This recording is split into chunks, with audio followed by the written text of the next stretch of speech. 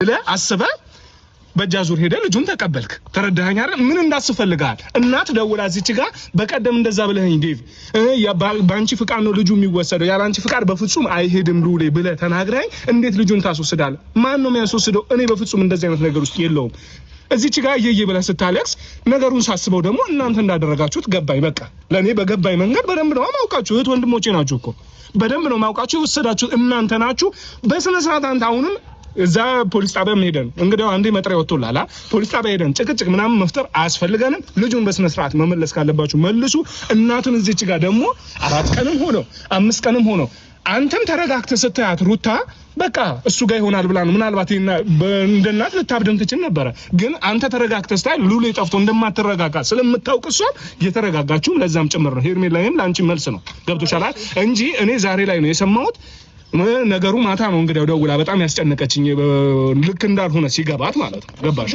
ዛሬ መጣሁኝ እውነታውን ተናገርኩ በመጀመሪያ በዚህ ሐሳብ አንተም ተስማምተህ መምጣት በጣም ግራ ገብቶኛል ነገ ከነጎዲያ ስንት ነገር ሲያስመስሉ ዛሬ አይደለም እኮ ስለ ሉሌ መነሳት የጀመረው ልጅ በዚህ ገብቶ ልጅ በዚህ ወጣ ከተባለ እኮ ዛሬ አይደለም ይሄ ውሸት ይሄ የእውነት ልጅ የጠፋባት ልጅ እንዳልሆነች በጣም ግልጽ ነው ራሷ ጋር ነው ልጁ ከዛ ባለፈ አንዴ ኤፍሬም ልጨርስ ከዛ ባለፈ ነገ ከነጎዲያ ምንም ችግር የለውም ከሳምንት ወይ ከ15 ቀን በኋላ መጣ ተጫወትንባችሁ የሆነ ሰማችሁ እናንተ ተበቀልኳችሁ ነገር እንደምትል ያኔ ግን አንተ ታፍራለህ ኤፍሬም ይቅርታ ዴቭ በዛ ታይም ታፍራለህ በቃ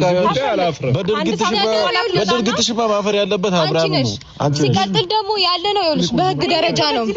በህግ ደረጃ ቀልድና ጨዋታ የለም ይሄንን ለኛ አትነግሪንም ገባሽ አንቺ ሄደሽ ትቀልጃለሽ አንቺ ሄደሽ ትጫወቻለሽ እና ደግሞ አንድ ነገር ልንገራ ዴቭ ወደኛ ወይ ወደ ሩታ መመለሱ ግርማ ይበለ ሁሉም ሰው እውነት ሲያውቅ ወደ ሩታ መመለሱ አይቀርም ምክንያቱም እውነት ያለው ሩታ ጋር ስለሆነ እናንተ ያስመሰላችሁ መኖር ሲያላችሁ ስለናንተ አይመለከተንም ግን ደግሞ ልጅ ነው ያገናኘን ልጇን